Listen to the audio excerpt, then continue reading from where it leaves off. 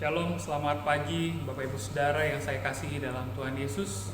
Kita bersyukur karena kasih setia Tuhan itu selalu baru dalam kehidupan kita. Pagi hari ini Tuhan kembali membangunkan kita dengan kekuatan yang baru daripada Tuhan dan dengan sukacita.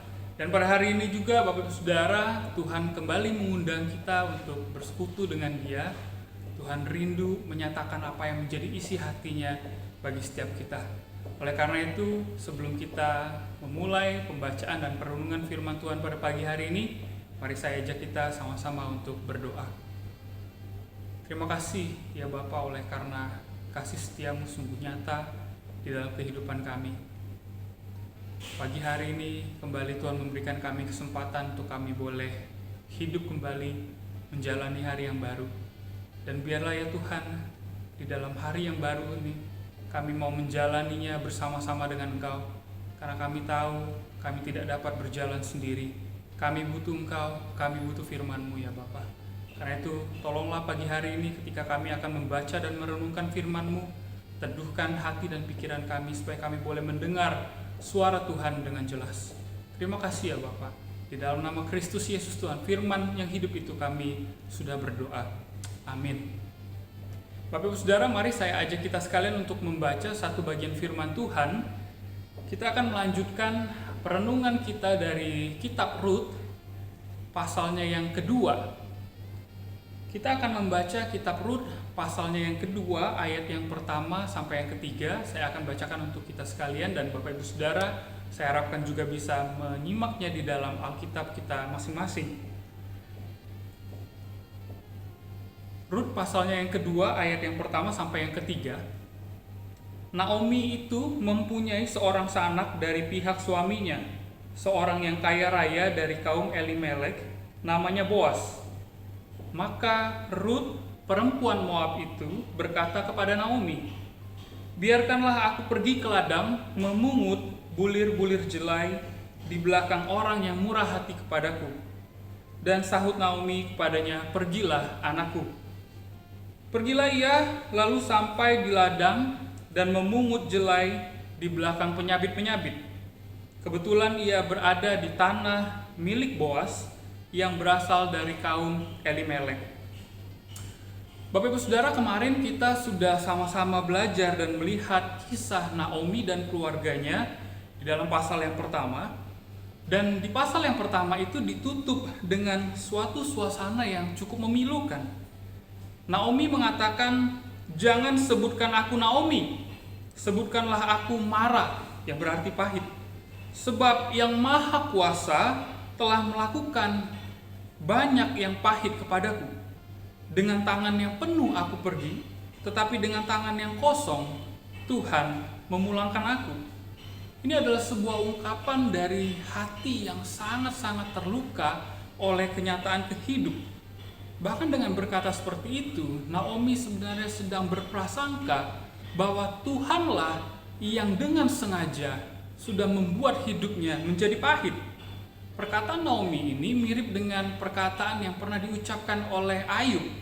Kalau kita baca di dalam Ayub pasal 6 ayat yang keempat, di situ Ayub pernah mengatakan begini, "Karena anak panah dari yang Maha Kuasa tertancap di tubuhku, dan racunnya diisap oleh jiwaku.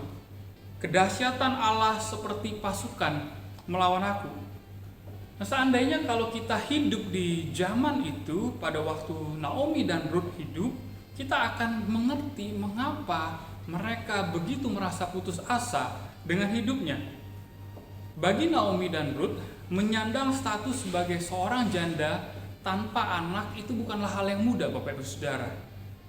Karena dunia kuno pada waktu itu sangat memandang rendah status dari seorang janda, dan bahkan mereka memperlakukannya dengan tidak baik. Mereka memberikan tempat yang kurang layak bagi seorang janda, apalagi janda yang tidak mempunyai keturunan. Nah, karena itu Rut dan Naomi merasa bingung bagaimana mereka harus bertahan hidup. Bahkan untuk sekedar makan dan minum, mereka tidak tahu harus bagaimana memenuhinya.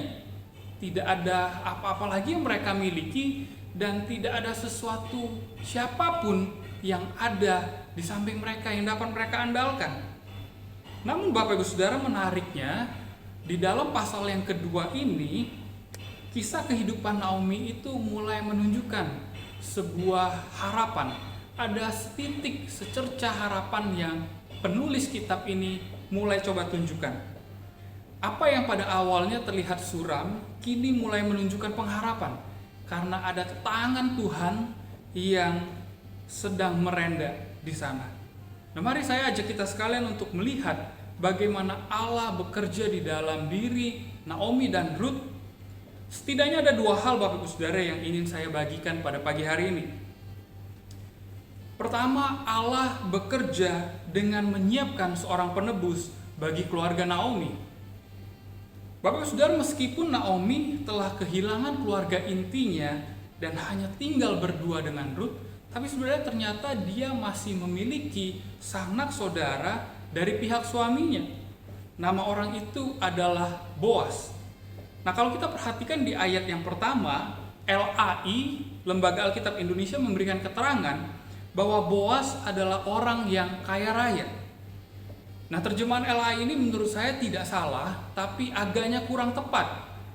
Karena frasa is gibor hail dalam bahasa aslinya yang tadi diterjemahkan oleh LA itu sebagai seorang yang kaya, secara literal artinya adalah seseorang yang memiliki kekuatan atau kuasa yang besar. Frasa ini memang agak sulit untuk diterjemahkan secara pasti. Karena itu kalau kita membacanya, kita harus melihatnya, menerjemahkannya sesuai dengan konteks dari cerita atau teks yang ditulis. Kalau dalam konteks pertempuran, perperangan, frasa ini dapat merujuk pada seorang prajurit yang begitu ahli dalam pertempuran senjata. Kalau dalam konteks lain, misalnya dalam hubungan kisah raja-raja, maka frasa is gibor hail ini menunjuk pada kekayaan atau kemampuan yang dimiliki oleh seseorang. Namun Bapak Ibu Saudara, dalam konteks cerita Ruth di pasal yang kedua ini, is gibor hail itu berarti seseorang yang terpandang. Ia adalah orang yang disegani, dihormati di dalam masyarakat pada waktu itu. Ia adalah orang yang memiliki status sosial yang baik dan reputasi yang baik pada kondisi sosial pada waktu itu. Penulis kitab Ruth dengan sengaja memberitahu kita bahwa Boas adalah orang yang terpandang. Karena hal ini nantinya akan berkaitan dengan status Boas atau posisi Boas sebagai penebus dari keluarga Elimelek, suami Naomi. Kita dapat membaca ini di akhir pasal kedua sampai pasal yang ketiga. Bapak Saudara, perlu kita ketahui dalam kehidupan sosial orang Yahudi, kalau ada sebuah keluarga yang jatuh miskin, yang terancam kesejahteraannya, maka untuk bertahan hidup biasanya mereka akan menjual properti yang ada di dalam diri mereka yang mereka miliki. Mereka mungkin akan menjual tanah, mereka akan menjual rumah, atau bahkan mereka juga akan menjual diri mereka untuk menjadi budak, hanya untuk mereka bisa bertahan hidup. Nah, namun Bapak Ibu Saudara, dalam hukum Taurat, Allah melarang bangsa Israel untuk menjual tanah milik mereka. Tanah warisan mereka itu tidak boleh dijual, karena di dalam hukum Taurat Allah mengatakan tanah itu adalah milik Tuhan sehingga tidak boleh dijual, apalagi menjual diri sebagai seorang budak. Nah, oleh karena itu supaya tanah itu tidak jatuh ke tangan orang asing, maka harus ada seorang penebus yang menebus tanah itu, dan penebus itu adalah kaum terdekat dari keluarga tersebut. Menariknya Bapak Ibu Saudara, seorang penebus itu bukan hanya bertanggung jawab untuk memenuhi kebutuhan ekonomi, bukan hanya bertanggung jawab untuk memulihkan kondisi ekonomi dari keluarga tersebut, tapi ia juga harus memulihkan seluruh aspek kehidupan dari keluarga itu. Artinya Bapak Ibu Saudara, status, identitas, martabat yang dimiliki oleh keluarga itu harus dikembalikan pada posisi semula. Hak-hak mereka harus dipenuhi. Keadilan harus mereka dapatkan. Tidak ada lagi di antara mereka yang boleh menjadi seorang budak. Dengan kata lain, gambar diri mereka sebagai makhluk ciptaan Tuhan itu harus dipulihkan. Dalam kisah Naomi ini, Tuhan menyiapkan Boas dengan kemampuan dan kemauan untuk menebus keluarga Naomi. Tuhan bekerja dalam kehidupan Naomi dan Ruth melalui Boas. Sehingga apa yang tadinya terlihat suram, itu perlahan Tuhan singkapkan, Tuhan berikan setitik sinar harapan. Bapak Ibu Saudara, yang kedua, Allah bukan hanya menyiapkan seorang penebus bagi keluarga Naomi, tapi ia secara intensional atau secara pasti akan menggenapi rencananya dengan membawa Ruth ke ladang milik Boas. Mari kita sama-sama perhatikan ayat yang kedua. Di situ, di dalam ayat yang kedua, Ruth meminta izin kepada Naomi untuk pergi ke ladang, memungut bulir-bulir jelai supaya mereka memiliki persediaan makanan. Dan tanpa ada masalah, Naomi pun mengizinkan Ruth untuk pergi mencarinya. Namun yang menjadi fokus kita adalah di dalam ayat yang ketiga. Di sana dikatakan, pergilah ia, Ruth, lalu sampai di ladang dan memungut jelai di belakang penyabit-penyabit. Perhatikan kata ini, kebetulan ia berada di tanah milik Boas yang berasal dari kaum Elimelek. Bapak Saudara, kata kebetulan di ayat yang ketiga ini memiliki makna yang lebih dalam dari sekedar keberuntungan atau ketidaksengajaan atau kita biasa suka sebut hoki. Sebagian orang sering menganggap apa yang terjadi itu hanya sekedar hoki. Apalagi kalau kita dulu zaman sekolah, kita sering waktu kita lihat teman kita dapat nilai bagus gitu kan, terus kita sindir, hoki be kau tuh gitu kan. Nah Bapak Saudara, di dalam konteks ini keberuntungan itu, kebetulan itu maksud saya tidak dapat kita baca dengan pemahaman seperti itu. Seorang penafsir menjelaskan bahwa yang dimaksud dengan kebetulan adalah suatu peristiwa yang terjadi tanpa ada maksud atau usaha dari orang yang terlibat dalam peristiwa tersebut. Ruth tanpa maksud dan tujuan tertentu masuk ke ladang yang ternyata adalah milik Boas. Dan masuknya Ruth ke ladang milik Boas itu bukan atas kemauannya sendiri. Artinya penulis kitab Ruth ingin menunjukkan sebuah keyakinan bahwa manusia tidak dapat menentukan jalannya peristiwa yang terjadi.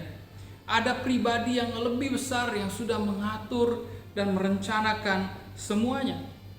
Ia adalah Allah itu sendiri. Karena itu Bapak Ibu Saudara, sekali lagi apa yang dialami oleh Ruth ini bukanlah sebuah kebetulan atau hoki, tapi memang Allah sedang menggenapi rencananya di dalam kehidupan keluarga Naomi. Nah Bapak Ibu Saudara, hari ini kita sudah belajar bagaimana Allah dengan begitu indah merenda kehidupan dari keluarga Naomi. Di tengah-tengah keputusasaan akan nasib hidup mereka, Allah menyiapkan seorang penebus yang akan memulihkan kondisi hidup mereka. Tapi Allah bukan hanya menyiapkan, terus Allah tidak melakukan apa-apa, tapi Allah akan segera menggenapi apa yang sudah Ia rancangkan. Apa yang dianggap oleh manusia sebagai sebuah kemalangan dapat Tuhan pakai untuk mendatangkan kebaikan. Karena Tuhan memegang kendali atas segala sesuatu yang terjadi di dalam dunia ini. Bahkan Bapak Ibu Saudara, kalau kita boleh jujur melihat dalam kehidupan kita, ketika kita melihat kembali semua yang terjadi di dalam hidup kita, harus kita akui ada tangan Tuhan yang sedang merenda di sana. Dalam kehidupan pribadi saya ada banyak hal di mana saya melihat tangan Tuhan itu terus bekerja di dalam kehidupan saya. Salah satunya kalau saya boleh cerita Bapak Ibu Saudara, dulu saya pernah ikut tes untuk masuk ke dalam sekolah penerbangan. Mungkin sebagian jemaat juga mengetahui hal ini. Semua tes berhasil saya lewati, tapi sampai titik terakhir Tuhan menghentikan langkah saya sehingga saya tidak bisa masuk ke dalam sekolah itu. Saya bertanya, kenapa Tuhan? Kenapa? Kenapa saya tidak boleh masuk ke dalam sekolah penerbangan menjadi seorang pilot? Itu impian saya dari kecil. Tapi Bapak Ibu Saudara, dalam perjalanan hidup saya kemudian, saya menyadari bahwa ada rancangan Tuhan yang lebih indah yang Ia sudah siapkan dan sedang genapi dalam kehidupan saya. Tuhan pada akhirnya memanggil saya untuk masuk ke dalam seminari, mempersiapkan diri menjadi pelayan Tuhan sepenuh waktu. Saya percaya hal ini pula Bapak Ibu Saudara yang terjadi di dalam kehidupan setiap kita. Kita adalah orang-orang seperti Naomi, orang-orang yang tidak berpengharapan, orang-orang yang putus asa, yang masa depannya itu suram karena dosa kita. Tapi karena kasih karunia Allah, Allah menyiapkan penebus, Allah memberikan penebus itu, yaitu Yesus Kristus sendiri, anaknya yang tunggal, untuk mati menebus kehidupan kita, supaya jiwa kita tidak habis binasa. Bapak Ibu Saudara, rencana Tuhan dalam kehidupan kita tidak hanya berhenti sampai karya penebusan saja, melainkan Kristus terus bekerja memerintah atas dunia ini. Segala kuasa itu dimiliki, dipunyai oleh Kristus, ada di dalam tangan Kristus. Saya suka sekali dengan satu perkataan dari seorang teolog Reform Belanda, Abraham Kuyper.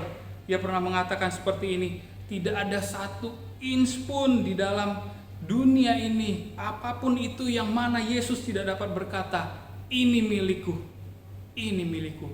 Artinya Bapak Ibu Saudara, semua yang ada di dalam dunia ini, termasuk kehidupan saya dan engkau, ada menjadi milik Kristus.